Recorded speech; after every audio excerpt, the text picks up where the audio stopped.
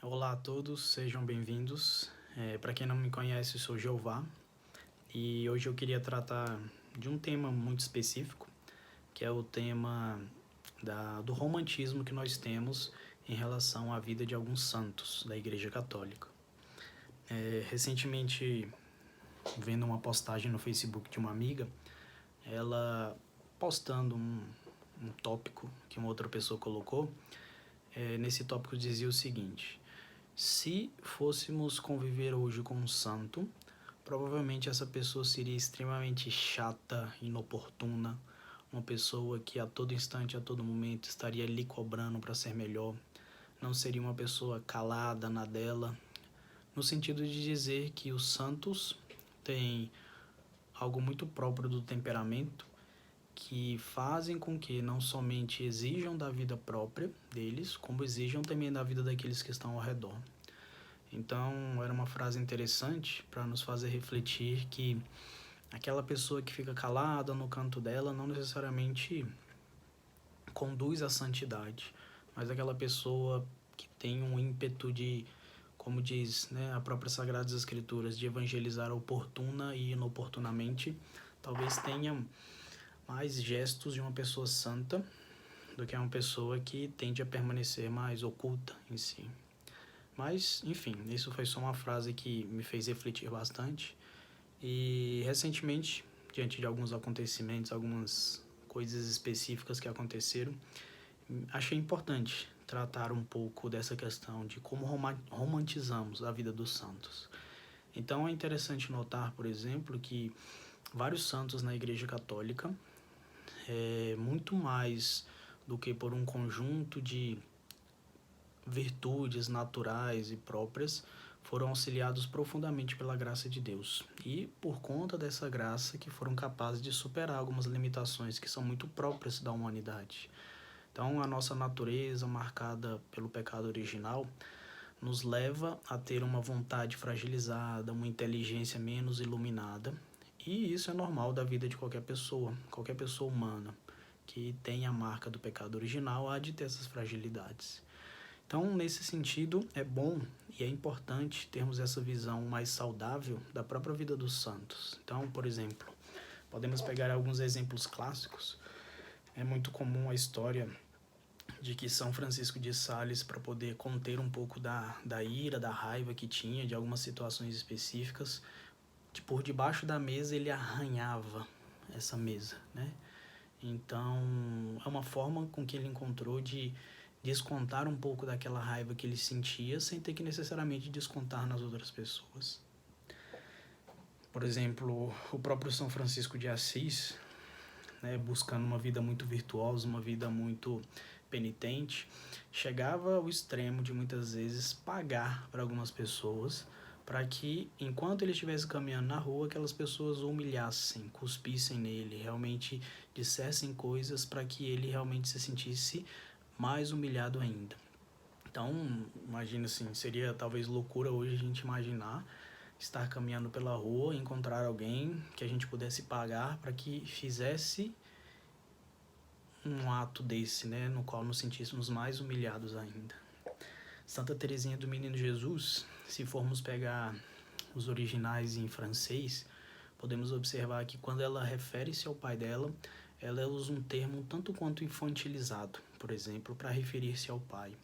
Uma espécie de uma carência emocional muito grande. Então, se não fosse o auxílio da graça divina na vida de Santa Teresinha do Menino Jesus, talvez tivesse, né, sofrido alguns problemas de cunho emocional que tivesse agravado muito a própria maneira dela de se relacionar, sabe? Então, existem na vida desses santos todos defeitos que são próprios da natureza humana, marcada pelo pecado. Então, existem coisas que são muito fortes por conta do temperamento. Então, há santos que o temperamento colérico se expressa diante de uma vaidade muito grande, diante de um orgulho muito grande, mas nem por isso a vida da graça deixou de agir. Então, tirar um pouco desse romantismo que nós temos em relação aos santos é considerá-los tão humanos quanto nós somos, cheios de defeitos, claro que sem desprezar, né, o grau de santidade que é dado pela graça, porque A diferença entre nós e os santos foi a persistência com que se mantiveram diante da graça divina. Então, o exercício diário de, como diz Santa Teresa d'Ávila, de escolher de maneira determinada, uma determinada determinação para alcançar a Deus é o que nos diferencia, né, de fato, desses santos. Mas, se não fosse esse estado dado pela graça, no que diz respeito às virtudes e às propensões naturais, seriam tão iguais quanto nós. Certa vez, São Francisco de Assis foi questionado por um conhecido, no que diz respeito à santidade da vida dele, e esse conhecido chegou para ele e perguntou, sabe? Acaso você se reconhece como uma pessoa santa, alguém que está mais próximo de Deus, né, por conta das suas virtudes, por conta da sua maneira muito penitente de viver? E ele, de maneira bem singela, respondeu algo que serve para todos nós. Ele disse: se fossem concedidos aos outros a quantidade de graças que Deus concedeu a mim, com certeza esses outros seriam muito mais santos. Então, de observar que essa parte própria, muito humana, cheia de defeitos por conta dos temperamentos, por conta do próprio pecado original, elas existem de maneira latente na vida de todos os santos. E é à medida em que vão aceitando a graça de Deus, se conformando à vontade divina, que essas coisas vão sendo transformadas. E isso leva um processo, leva um tempo, né? Não é possível dizer que essas coisas acontecem do dia para a noite. Então, por exemplo, em relatos da biografia de Santo Agostinho, é muito comum não, tem relatos em que diz que Santo Agostinho não conseguia, um período antes de converter-se, e dormir sem deitar-se com alguém, sabe?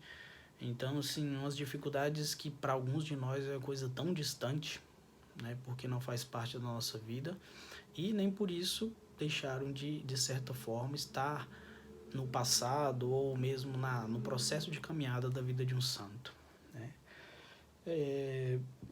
Algumas coisas também muito claras assim.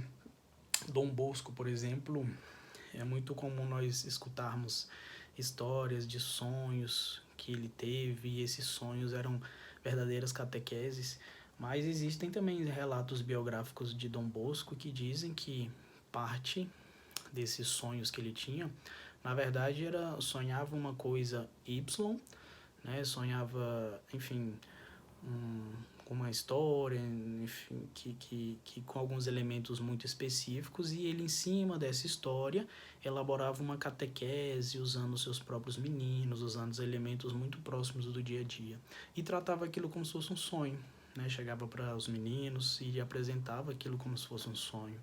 Então, é uma forma muito catequética de reinventar, de retraduzir a maneira como se conta a história. Então, não necessariamente aqueles sonhos que Dom Bosco teve eram sonhos que foram inspirados por Deus, tais quais ele descreve.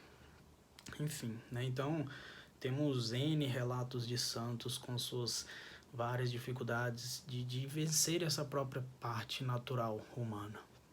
Temos relatos, por exemplo, de São Cura d'Ars, que costumava fazer momentos de penitência muito grande no que diz respeito, inclusive, à alimentação. Então, era comum ele cozinhar de uma vez um conjunto grande de batatas e, por durante muito tempo, comer aquelas batatas que ele cozinhava. Chegavam momentos em que ele chegava a comer a batata mofada, né? já apodrecendo propriamente. E momentos em que ele, diante da fome, diante do desejo de comer, às vezes, ao invés de comer uma só batata, que é o que ele havia se proposto, às vezes ele comia duas. E isso, na consciência dele, né, era suficiente para que levasse ele ao confessionário, para que confessasse a Deus aquele pecado de ter comido duas batatas. Então, assim, você vê que existe uma coisa muito natural, uma consciência que não foi muito bem formada, e apesar da graça de Deus estar agindo, estar dando a ele um conjunto de virtudes que esconde alguns defeitos, não tira algo muito próprio da natureza, né? Então, essa inteligência pouco iluminada, essa vontade fragilizada, ela acaba sendo muito latente na nossa vida. Então, enfim, essa catequese era mais no sentido de dizer que devemos olhar para os santos também com essa parte muito humana, muito latente, né? Muito viva, muito forte na vida deles, sem deixar de maneira alguma de observar quão Deus foi maravilhoso, né? Agindo com a sua graça, observarmos também a quantidade de limitações, né? De exercícios virtuosos que tiveram que fazer para conseguir vencer algumas coisas muito próprias, né? Conforme já dito, dos temperamentos. Então, excluir esse lado humano da vida dos santos e esse lado que é também cheio de limitações e defeitos não nos ajuda a fazer uma devoção correta, né? Então criamos uma imagem romantizada da vida de um santo, excluindo aquilo que ele precisou vencer, que a graça de Deus precisou dar um plus para que aumentassem as suas virtudes, diminuíssem os defeitos, aumentassem as qualidades. E, naturalmente, também, a gente corrigir essa visão que nós temos, ajuda a ter uma devoção mais concreta diante de uma pessoa que é muito humana, diante de uma pessoa que carece, acima de tudo, de desconfiar cada vez mais de si mesmo e confiar à vontade de Deus. Então, que possamos sempre, quando formos estudar a vida de um santo, a história desse santo, tentar imaginar que até mesmo aquelas coisas que nós enaltecemos, tentar imaginar a quantidade de coisas que por detrás não tenham sido um tanto quanto difíceis para ele vencer. Então veja, por exemplo, há relatos de que São Tomás de Aquino, por exemplo, né, que tinha um fenótipo, uma fisionomia mais gordinha, ele era mais gordo realmente. Certa vez, discutindo com um irmão, com um frei, ele se exaltou bastante, levantou da mesa e deu uma barrigada nesse irmão dele, sabe? E, enfim, num momento ali de ira, num momento sem muita intenção de realmente querer machucar, ele deixou ser levado ali por uma coisa muito natural do temperamento, se irritou, se exaltou. E nem por isso diminui, né, o nível de santidade, né, da vida dele. Então que possamos olhar com mais atenção para a vida dos santos, ter essa crítica, né, em querer relacionar tanto os defeitos quanto a própria graça de Deus que supra esses defeitos, que dá uma condição de viver mais perfeitamente. E sempre que possível, quando formos ler a biografia de um santo, de consultarmos várias biografias distintas para que a gente possa observar que as imagens que se tem, elas precisam ser balanceadas, precisam ser bem trabalhadas. Bom, é isso, né? Então, diminuir esse romantismo que nós temos pela vida dos santos para uma visão mais realista de quem realmente eram. Pessoas que foram profundamente tocados pela graça de Deus e que, se não fosse a graça de Deus, talvez comparado a nós, de certa forma, seriam pessoas assim um tanto quanto mais desvirtuosas, né, perdidas, desordenadas. Então, bom, é isso. Espero que ajude a refletir nesse aspecto e quem sabe em breve trataremos de outro assunto aí. Isso aí. Boa noite.